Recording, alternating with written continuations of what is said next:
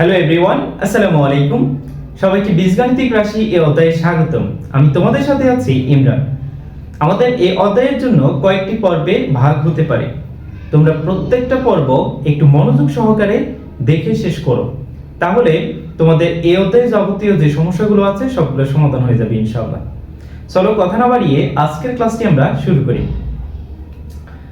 আজকের আমাদের আলোচ্য বিষয় হচ্ছে বীজগাণিতিক রাশি, অর্থাৎ আমরা এখানে বীজগাণিতিক সূত্র প্রয়োগ করে কিভাবে বীজগাণিতিক সমস্যাগুলোর সমাধান করতে পারবো সেটা নিয়ে আলোচনা করব। তো এখানে আমরা সর্বপ্রথম আজকের যেহেতু প্রথম পর্ব, এই পর্বে আমরা বীজগাণিতিক যে সূত্রগুলো রয়েছে এগুলো নিয়ে আলোচনা করব। দেখো, আমাদের কাছে মনে করো একটি অজানা রাশি দেওয়া আছে, সেটা a, এবং অন্য একটি অজানা রাশি সেটা হচ্ছে b। এখন আমাদেরকে যদি বলা হয় a এর সাথে b কে যোগ করো, তাহলে আমরা কি করব? a + b, অর্থাৎ a + b করে দিলেই আমাদের কিন্তু যোগ হয়ে যাবে। এখন আমাদের যদি বলা হতো কোনো দুইটা সংখ্যা দিয়ে এবং সেই দুইটা সংখ্যাকে যোগ করতে, যেমন আমাদের একটি সংখ্যা মনে করে দেওয়া আছে 7 এবং অন্য একটি সংখ্যা হচ্ছে 2, তাহলে সেক্ষেত্রে আমরা দুইটাকে যোগ করে দিতাম, আলটিমেটলি আমাদের आंसर কি বের হতো? 9 বের হতো। কিন্তু আমাদের যদি অজানা রাশি a + b এরকম করে দেওয়া হয়, তাহলে সেক্ষেত্রে কিন্তু আমরা যোগ করতে পারবো না, a + b আমাদের থেকে যাবে। কিন্তু তার উপর যদি আমাদেরকে বলা হয় a এর সাথে b কে যোগ করে তাকে বর্গ করো, তাহলে সেক্ষেত্রে আমরা কি করতাম? a + b যোগ করলাম এবং তার উপর আমরা বর্গ প্রয়োগ করলাম। তাহলে আলটিমেটলি আমাদের आंसरটা কি বের হবে?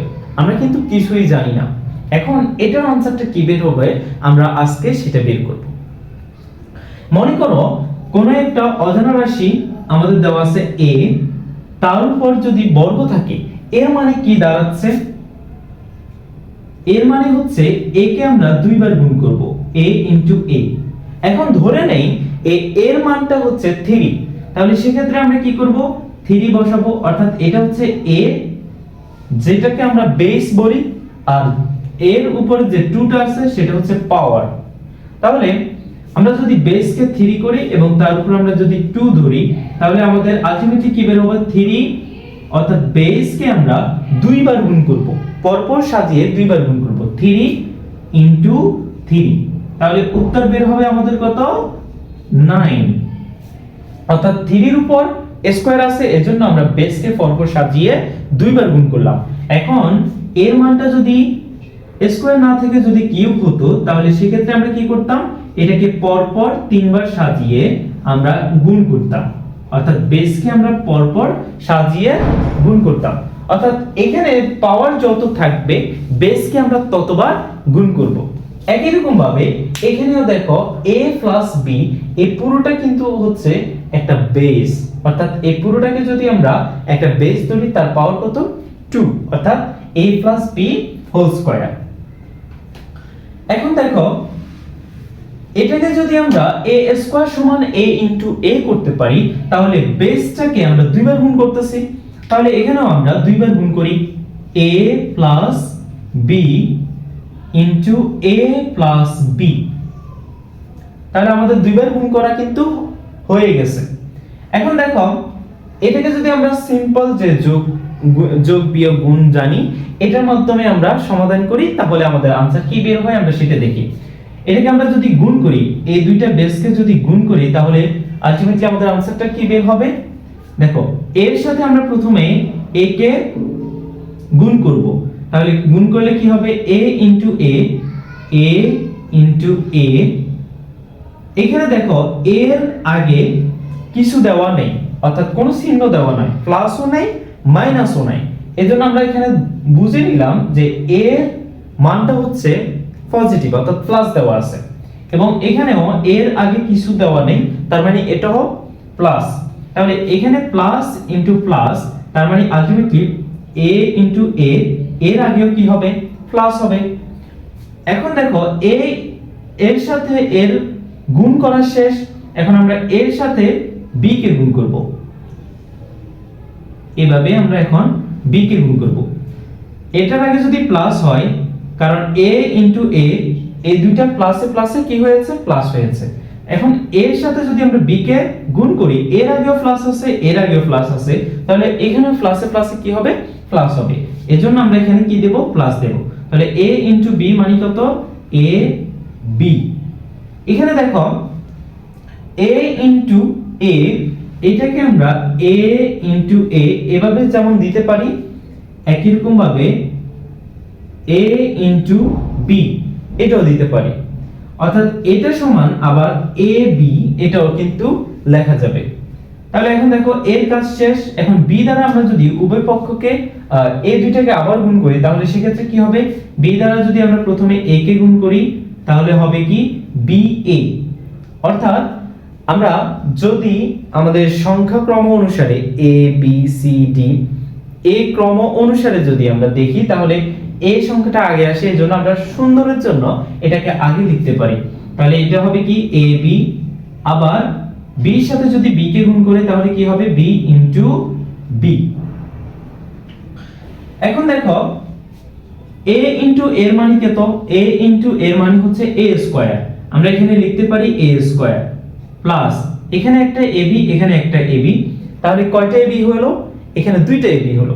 তাহলে আমরা এখানে বসাই 2ab প্লাস b b মানে হচ্ছে, এখানে যদি a এর মানটা a স্কয়ার হয়, তাহলে এখানে b b এর মানটা কত হবে, b স্কয়ার। সিম্পল।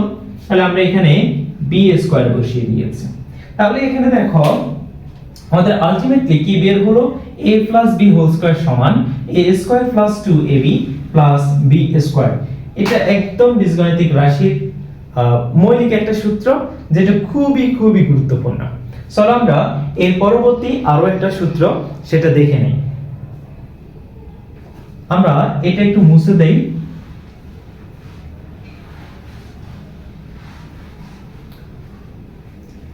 এখানে দেখো আমরা আগেরটাতে কি করেছি, আমাদের একটি অজানা রাশি সেটা হচ্ছে a এবং অন্য একটি অজানা রাশি সেটা হচ্ছে b, এই দুটিকে আমরা যোগ করেছি। এখন আমাদেরকে যদি বলা হয় a থেকে b কে বিয়োগ করো, আমরা a থেকে b কে বিয়োগ করলাম, শেষ। এখন যদি বলা হয় a থেকে b কে বিয়োগ করে তার উপর বর্গ দাও, আমরা বর্গ দিলাম। এখন আমাদের মানটা কত বের হলো, a b। এটাকে আমরা আগেরটার মতো করে a b a b এভাবে করে লিখতে পারি। মানে বেসকে আমরা দুইবার করে লিখবো, যেহেতু এটার পাওয়ার কত 2, তাহলে দুইবার লিখে মাঝখানে কি হবে, গুণ হবে। তাহলে আমরা গুণ করে দিলাম। গুণ দেওয়া এবং না দেওয়া একই কথা। এখন দেখো প্রথমে আমরা a কে দ্বারা a কে গুণ করব, যেহেতু এর সামনে কি কিছু নাই, অর্থাৎ প্লাসও নাই মাইনাসও নাই, এখানে কিছু নাই মানে এটাকে প্লাস ধরে নেব। এটার ক্ষেত্রে একই নিয়ম। তাহলে a একে গুণ করলে আমরা কি জানি, গুণের সময় তোমরা একটা জিনিস লক্ষ্য করবা, প্লাস এবং প্লাস, তাহলে হবে প্লাস, প্লাস মাইনাস হবে মাইনাস, মাইনাস প্লাস এটা হবে মাইনাস, মাইনাস মাইনাস এটা হবে প্লাস। অর্থাৎ একই চিহ্ন হলে তখন সেক্ষেত্রে হবে প্লাস, যদি একই চিহ্ন না হয় তাহলে হবে মাইনাস। এটা এ প্লাস প্লাস একই চিহ্ন প্লাস হয়েছে, প্লাস মাইনাস একই চিহ্ন নয় এজন্য মাইনাস হয়েছে, মাইনাস প্লাস একই চিহ্ন নয় এজন্য এটা হয়েছে মাইনাস, আবার মাইনাস মাইনাস একই চিহ্ন এটা এজন্য হয়েছে প্লাস। এখন দেখো এটার আগে প্লাস আছে এটার আগে প্লাস আছে, সেহেতু একই চিহ্ন, এজন্য আমরা কি দেব a a, অর্থাৎ এর মান হয়েছে প্লাস। এরপরে দেখো a b, এটার আগে প্লাস আছে এটার আগে মাইনাস চিহ্ন আছে, সুতরাং এগুলো কিন্তু একই চিহ্ন নয়। যেহেতু একই চিহ্ন নয় সেহেতু হবে মাইনাস, এজন্য আমরা প্রথমে মাইনাস বসাবো, তারপর a b এটাকে গুণ করে দেব। এরপরে দেখো আমাদের a দ্বারা a দুইটাকে গুণ করা শেষ। এখন আমরা b দ্বারা a এবং b কে গুণ করব। এখন b দ্বারা a কে গুণ করি, b a, তার মানে কত হবে, এখানে প্লাস এখানে মাইনাস, তার মানে মাইনাসের প্লাসে মাইনাস হবে। তাহলে b a, অর্থাৎ আমরা ab লিখতে পারি, b a দিতে পারি অথবা ab ও দিতে পারি, আমাদের ইচ্ছা। আমরা ab দিলাম। এরপর দেখো এখানে মাইনাস এখানে মাইনাস, অর্থাৎ b এর আগে মাইনাস এখানে b এর আগেও মাইনাস, আর মাইনাসে মাইনাসে আমরা জানি সেটা প্লাস হয়, যেহেতু একই চিহ্ন তাহলে এজন্য আমরা এখানে প্লাস দিয়ে দিলাম। তাহলে minus b into minus b equal b into b. আশা করি সবাই বুঝতে পেরেছো। এখন দেখো আমরা সিম্পল এটা ক্যালকুলেশন করি। এখানে a ইন্টু a মানে হচ্ছে a square minus a into b মানে হচ্ছে ab minus a into b মানে হচ্ছে ab plus b into b মানে হচ্ছে b square equal a square, আমরা a স্কয়ার দিলাম মাইনাস মাইনাসের ab, এখানে মাইনাসের ab, তার মানে দুইটা মিলে কত হলো আমাদের মাইনাসের দুইটা ab অর্থাৎ minus 2ab plus b square. এখানে কিন্তু এটারও একই চিহ্ন এটারও একই চিহ্ন, যদি একই চিহ্ন হয় তাহলে সেক্ষেত্রে কি হবে, দুইটাই যোগ হবে, দুইটা মাইনাসের ab, এজন্য আমরা 2ab বসিয়েছি। তাহলে আলটিমেটলি আমাদের সূত্রটা হয়েছে কি a minus b whole square equal square minus 2ab plus b square. এই সূত্রগুলো তোমরা অনেক শিখতে পারো, অনেক জেনে থাকতে পারো, কিন্তু এগুলো কিভাবে বের হয়েছে আজকে সেটা জেনে নিলাম। তো আজকের ক্লাসটা এই পর্যন্ত, পরবর্তী পর্বের জন্য তোমরা অপেক্ষা করো। আশা করি তোমরা সবাই সুস্থ থাকবে, ভালো থাকবে। তোমরা অবশ্যই আমার জন্য দোয়া করবে এবং এর পরবর্তী যে পর্বগুলো আসবে, যে ক্লাসগুলো আসবে তা মনোযোগ সহকারে দেখবা। আজকে এই পর্যন্তই, সবাই ভালো থেকো, সুস্থ থেকো, আল্লাহ হাফেজ।